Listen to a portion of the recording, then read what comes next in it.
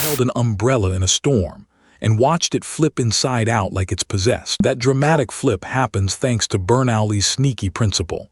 Yes, the same trick that keeps planes in the sky and makes your shower curtain attack your ankles.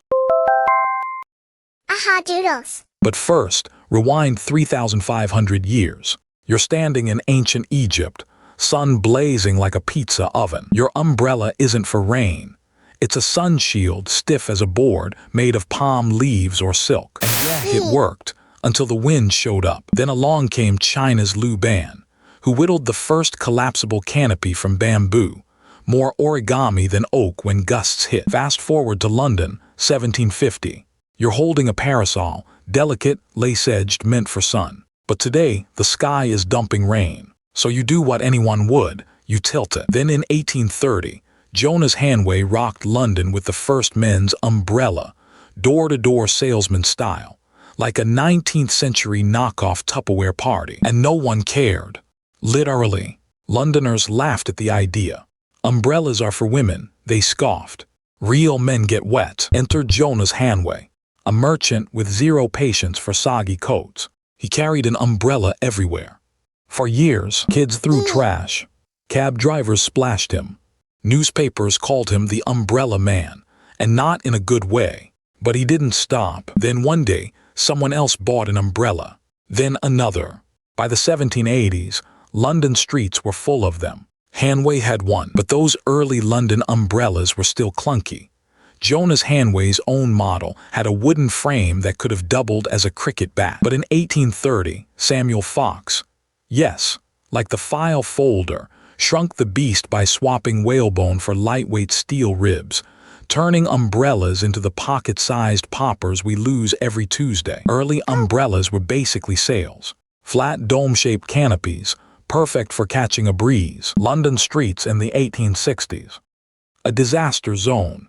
Newspapers called it umbrella warfare. Enter Samuel Fox's 1870 steel-ribbed marvel, light as a baguette, but still flipped like a pancake on windy corner. Turns out, wood and oiled paper weren't built for physics. The wind didn't care. Cartoonists had a field day. One sketch, a man clinging to a lamppost, umbrella wrapped around his neck like a scarf. The problem? No vents, no give, just a solid wall of fabric waiting to betray you. That fabric prison could hold a whopping 4 pounds of wind, about the same as 2 bags of sugar in your grocery cart. Enter Samuel Fox, a Sheffield steel wire whiz who saw corset bones and thought, those would make one sturdy umbrella frame. Fox wasn't an umbrella maker. He was a corset guy.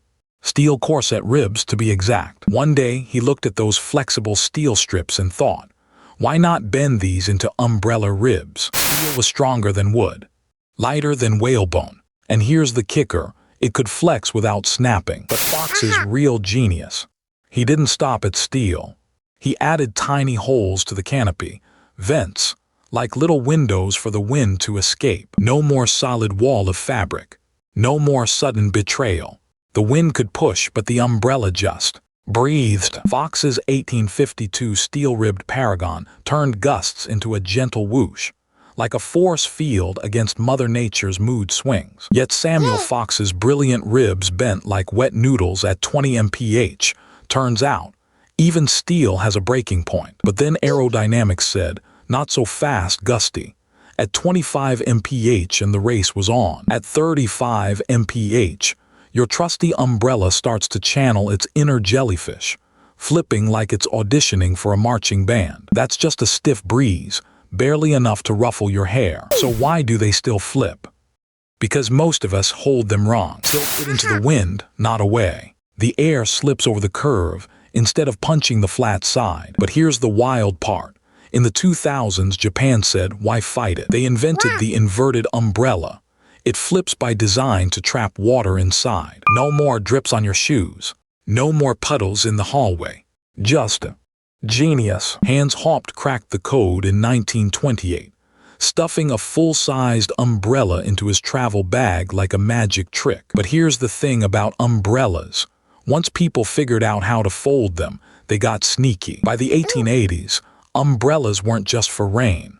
They were hiding secrets. Meet the spy cane, A collapsible umbrella disguised as a walking stick, complete with hidden compartments. French and British intelligence used these to smuggle messages.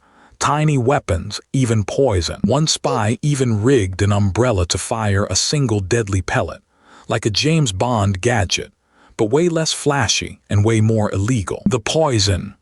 A tiny needle hidden in the ferrule, the marrow bit at the tip. And yeah, the official survived. But the message was clear. Umbrellas weren't just for weather anymore. They were tools, weapons, and honestly, the wind never stood a chance. You're sprinting through that downpour, umbrella in hand, then wham. A gust flips it inside out like a pancake in a tornado. Turns out that flip isn't just bad luck. It's physics throwing a 3,000-year-old tantrum. See, early umbrellas were built for sun, not storms. Flat tops, stiff ribs, perfect for blocking rays, terrible for fighting wind. Enter Fox. Sheffield steel, ribs so bendy they could limbo under a gust, yet tough enough to survive a toddler's tantrum at the park. Fox's real foam. A 1928 patent for tiny vent holes, like a windproof Swiss cheese, letting gusts sneak through instead of flipping the script. And yeah, the wind hated it. But humans, we finally had the upper hand. Then in 1830 Paris, umbrella maker Jean Marius shrank the canopy to 30 inches, small enough to dodge gusts like a caffeinated squirrel in a bike lane. The answer: wind wins when we forget the rebels who already solved it. Now go flip the script. And that's how a 3,000-year-old war ended with a few holes and a lot of pride.